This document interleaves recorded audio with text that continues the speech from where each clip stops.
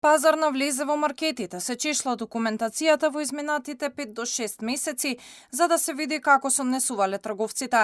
Од пазарниот инспекторат информираат дека инспекторите во моментов прибираат документација за да се направи анализа како се движела бруто профитната маржа, но овој пат одлучиле да се анализира подолг временски период наназад пошто ќе се постапи.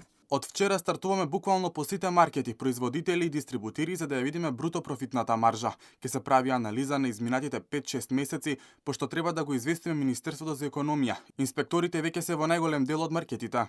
Освен приходите, инспекторите ја проверуваат и примената на законот за нефер трговски практики, односно новите договори помеѓу купувачите и добавувачите за земјоделски и прехрамбени производи.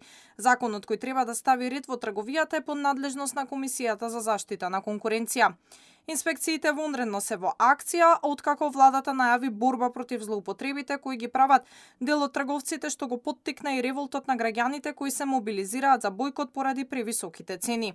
За експертите пак, бојкотот е силен аларм од граѓаните пред секонд бизнис секторот, но мора паралелно и институционално решение. Тоа е еден тип на аларм.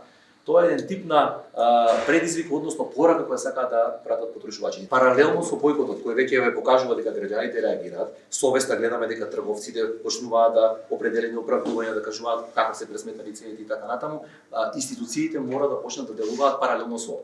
Контролите се еден начин на кој се најавени на терен, меѓутоа зборуваме за системска промена, да се осигура конкуренцијата, да се осигураат синџирите на набавка, транспарентна пресметка на основните цени на производите, да се објави, да се казнат злоупотребите. Од владата порачаа дека револтот е разбирлив и дека нема да се толерираат какви било злоупотреби врз грбот на граѓаните.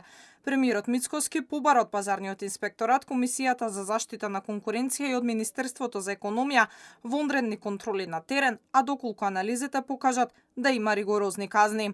Инаку, според податоците, 7 најголеми синџери на маркети во Македонија во 2023 година оствариле приход од 930 милиони евра.